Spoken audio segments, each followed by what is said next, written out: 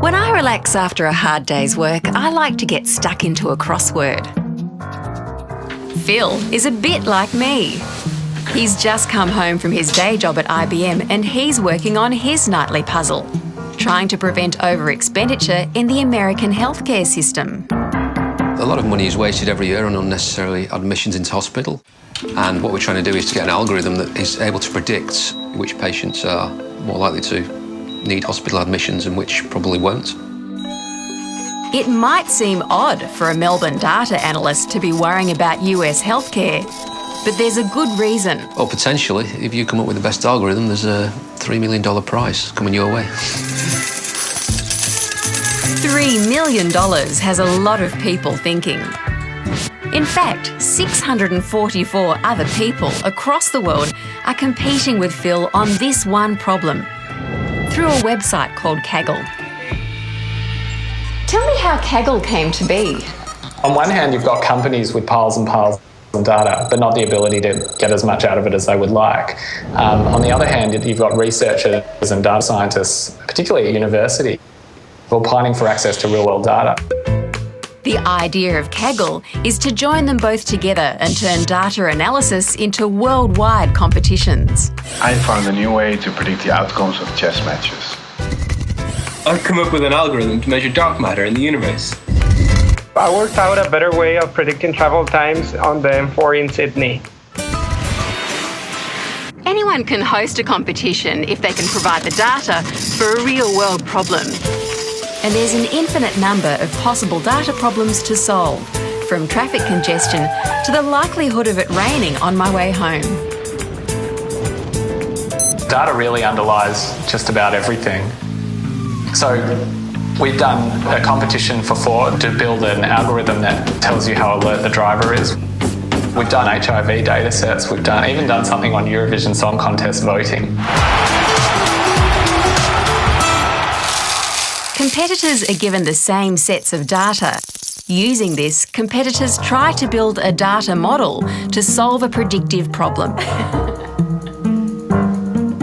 Allowing competitors to see how their models compare to others drives better and better results. Well, Tanya, this is the leaderboard.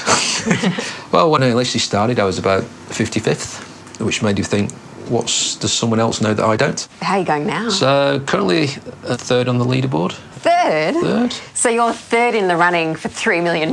Well, bad thing is the top two win the money, so I've got to try a bit harder. No prizes for coming third at the moment, unfortunately. Competition may be fierce, but does Kaggle really help solve big problems? On May 23rd of this year, NASA, the European Space Agency and the Royal Astronomical Society posted one of the great problems of our time: how to map the presence of dark matter in galaxies when we can't see it.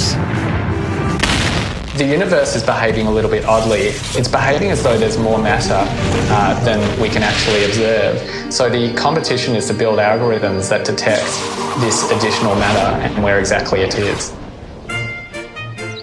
In less than a week, a glaciologist from Cambridge had produced an algorithm that outperformed those developed in over a decade of research at the space agencies. So, Martin, how did you do it? I'm a glaciologist, and one of the things that I do is I look at satellite imagery of the fronts of glaciers in Greenland and try and monitor the position of the front of the glacier over the course of a year. These images are often corrupted with things like there's clouds in the way, there might be some sensor noise, there's probably more bits of ice sitting in the fjord in front of the glacier, which look very much like the glacier. And so one of the things we have to do is guess where the glacier front position is based on these noisy images. Glacier fronts and mapping dark matter in the universe, they seem like two markedly different things. It turns out that when you're looking at an image of a galaxy far, far away, it's quite noisy, there are things in the way, there's blurring happening. It's got a lot of the same problems as working in the glaciological context. By combining simple astronomical algorithms in the same way he did glacial algorithms, Martin hit on a winning combination. it came up with a number for a score. And I said, oh, that looks okay. Excellent. Put it away. And I got an email a week later saying that I'd beaten the best astronomical algorithms. I had no idea. The results don't surprise Anthony. We have people from over 200 universities in 100 countries around the world. It was at least my thesis that if you open the problem to a wide audience, everybody tries their own different techniques, and the most successful one will end up winning.